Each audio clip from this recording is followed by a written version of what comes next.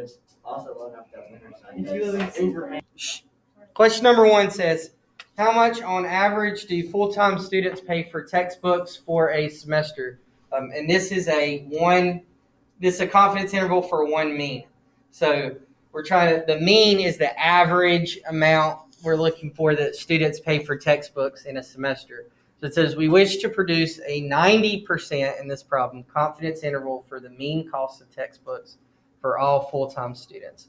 Below is a random sample of the textbook costs of 25 full-time students. So sometimes they will tell you in the problem.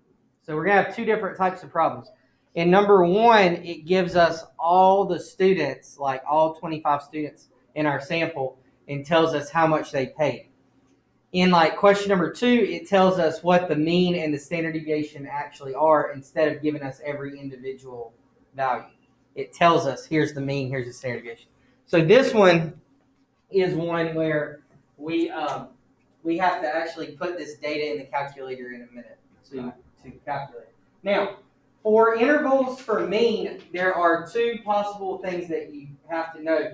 There's something called the central limit theorem. It's very important, so you need to put that somewhere. You can put it above number 1, beside number 1, somewhere. Central limit theorem. The central limit theorem is a lot of times in books referred to as, they'll just put CLT. So when you're writing it on your problem, you can put CLT, central limit theorem, and they'll know what you're talking about there. Central limit theorem says that if my sample is at least 30, then that makes it normal, okay?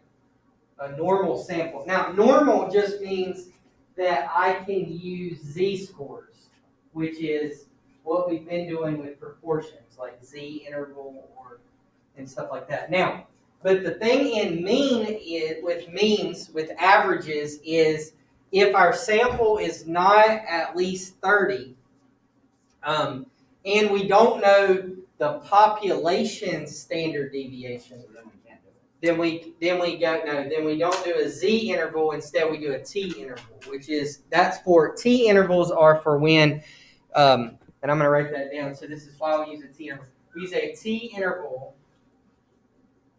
when there is a smaller sample size, and then, or it's also when we don't know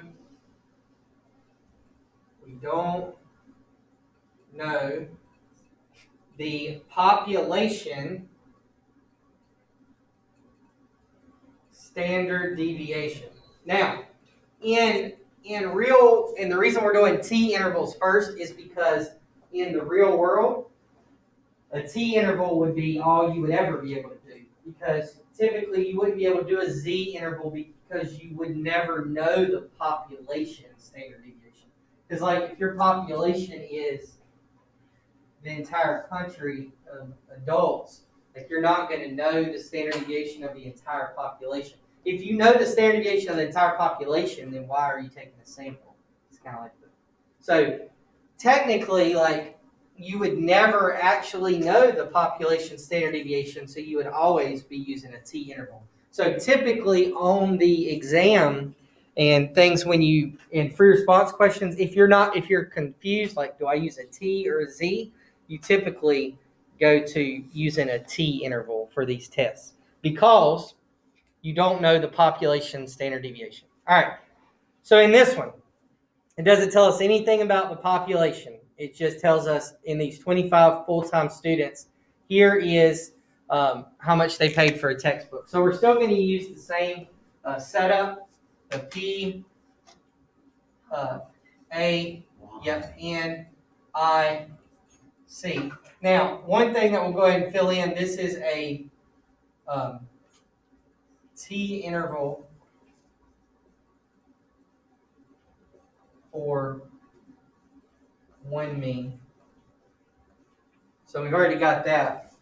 And then we'll get the interval in just a minute and get our conclusion. Now, the parameter of interest is typically, you'll see that in like the last sentence or when they ask for the problem. So we want to know the average cost of textbooks for all full-time students. So the average cost of textbooks for full-time students, right? And then in this case, we're going to get a mean for our sample, and we're going to get a standard deviation for our sample. The mean of a sample is actually x bar. We don't know what that is yet. We're going to get it from the calculator. And a standard deviation of a sample is SX. That's standard deviation. So that's still in P, right? Yep. Okay. So mean and standard deviation we'll get, but we'll get it after we put it in the calculator to get our interval. So we'll get that in just a minute. Those are our parameters of interest. We're interested in the average cost of textbooks for full-time students, and in order to get that, we have to get the mean of our sample and the standard deviation of our sample. And there it is. We'll get that in just a second. So now we go to the assumptions. Number one, obviously, is the random. And we look in our problem, and it says random sample. So we're able to check off number one. Number two is still independent. And for independent, we assume there are more than 250 full-time students. Yep.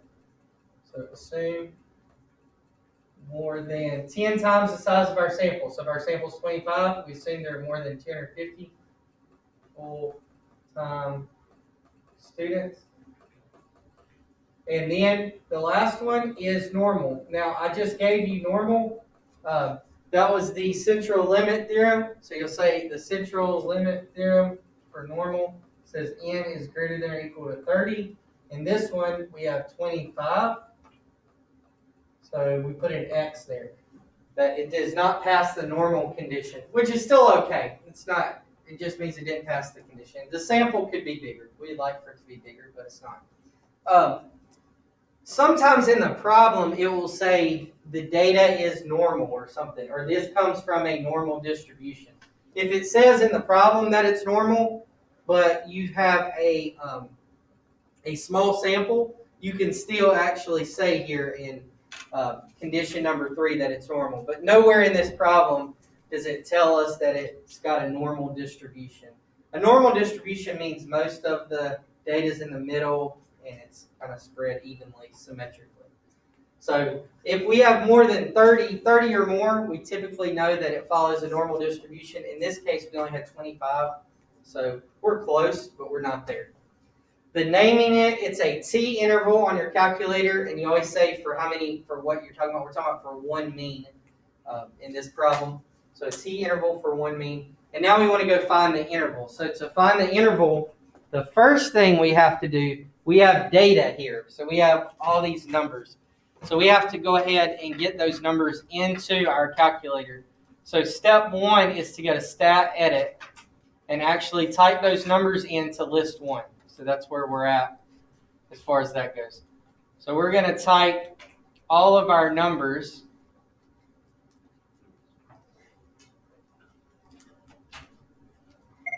into list 1. 5 numbers in at the end. When you go down, you see that you're looking at the 26 number. So you've got all 25. One number wrong, and the whole thing will be wrong there. So you want to go to stat and go over to test, and you want to go down to T interval, which is number 8. And if you notice, we're going to do it with both of these. So in question number 2, we're going to have statistics to put in. Notice there's 2 tabs, basically, when you're in T interval. There's data and there's stats. We have data because we put data into list 1. So it's basically saying here on the T interval, did it tell you the mean and standard deviation, or did it just give you data? Well, this one just gave us data. So it's data, and then it says, where is the data at? It's in list 1. How many times are we running the list? We're running it 1 time, so you never change the frequency. And then what is your confidence level? So this one's 90%, right? Yep. So now we can calculate. Now, when we calculate the interval, it gives us the mean and the standard deviation. So the mean is 220.32, and the standard deviation we can say is 54.0 3. So you have your mean and standard deviation, and then you should have your interval. So your interval is 201.83 to 238.81. And if you didn't get those numbers, then that just means you typed something in wrong. Part C, you want to say we're going to do very similar to what we did with proportions, except we're going to talk about mean. So we are 90% confident that the true mean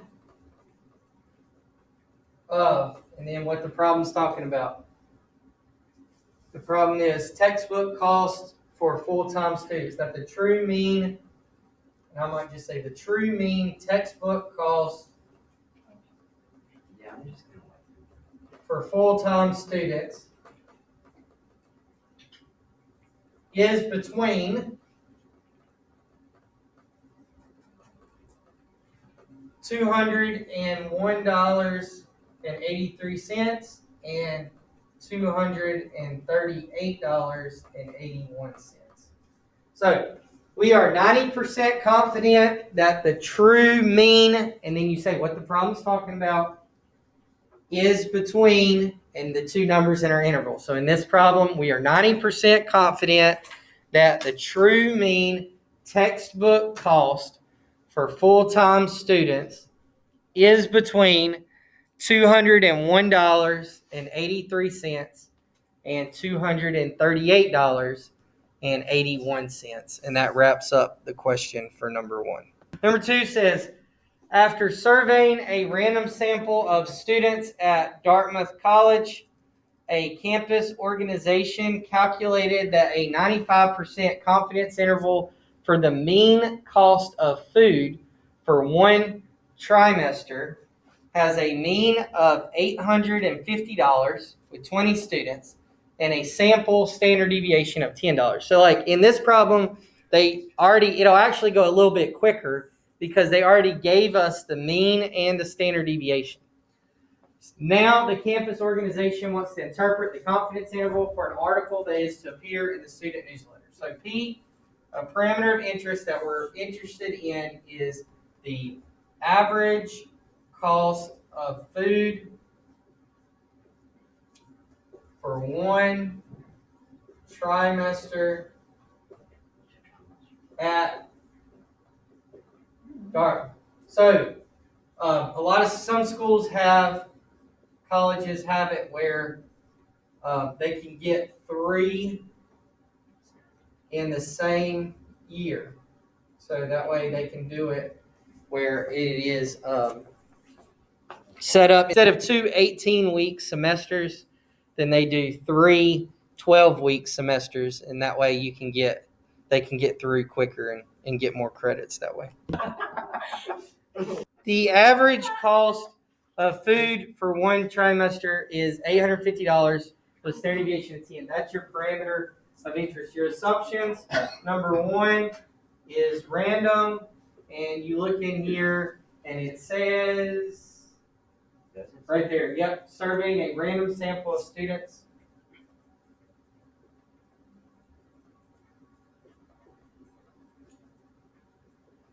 Check. Number 2, independent. We assume there are more than 200 students at Dartmouth. It's true. And number 3, normal. So nowhere in the problem does it say it's normal, and we don't know the population standard deviation. We only know the sample standard deviation, so notice that's different.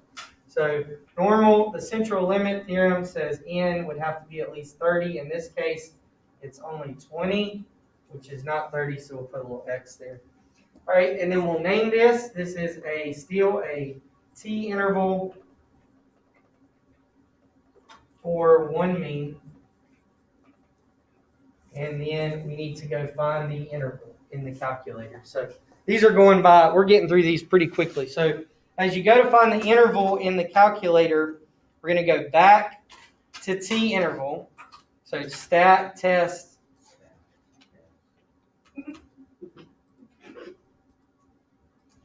We're going to go to t interval, except this time we're going to go over to stats instead of data. Yep. So we go over to stats instead of data because we did not enter data into a list. So we just go in and we input the mean, which is $850. And we input the standard deviation, which is $10. And we put our sample size, which is 20. And now our confidence level for this problem, 95. it said we wanted to be 95% confident. So we're going to say 0.95. All right. And then we're going to calculate. So as we calculate that, we get an interval 845.32 to 854.68, which is fairly small because, and the reason it's small is because we had a small standard deviation. It was only 10, that's pretty small of a standard deviation for those. That's how much they vary. So in general, our conclusion is now ready. So we say we are 95% confident that the true mean, and then we look at what we're talking about, cost of food for one trimester at Dartmouth is between, and anytime you're talking about money in these, you can write it as money, $845.32 and $854.68. I ran out of room there. So that's your conclusion. We're 95% confident that the true mean cost of food for one trimester at Dartmouth is between $845.32 and $854.68. If you did not put, like, you have to be very specific in these. That's why I say look at the last sentence. So if somebody did the whole problem and then they wrote in their conclusion, we're 95% confident that the mean cost of food for one trimester is between $845.32 and $854.68, it's wrong because they didn't say where. So they just said for one trimester. They didn't say at Dartmouth. So you have to say, yes, you have to be specific. You have to say for not just the mean cost of food, not just the mean cost for one trimester, not just the mean cost at Dartmouth. You have to have all of that. The cost of food for one trimester at Dartmouth is between these numbers, and that takes you through that. So you've done a T interval for one mean when you have the data that you have to put in the calculator, and you've done a T interval for one mean when they give you the mean and the standard deviation. So that's what we're going to go and practice.